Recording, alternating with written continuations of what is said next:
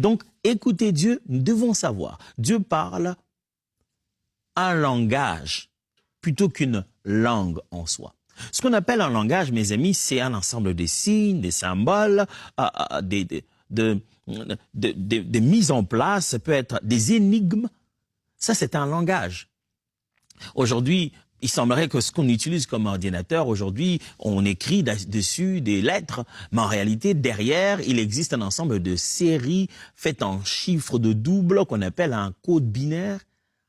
Nous, on écrit A, B, C, D, E, mais derrière, ce sont des chiffres qui vont dans tous les sens. C'est un langage, ces chiffres-là.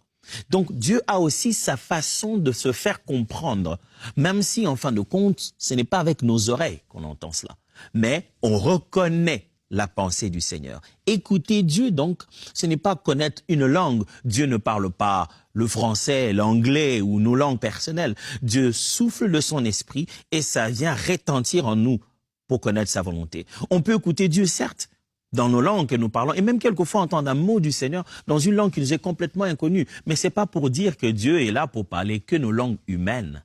Mais Dieu a de nombreuses manières de faire connaître sa volonté à nous. Et pour cela, le percevoir, c'est ça, écouter Dieu.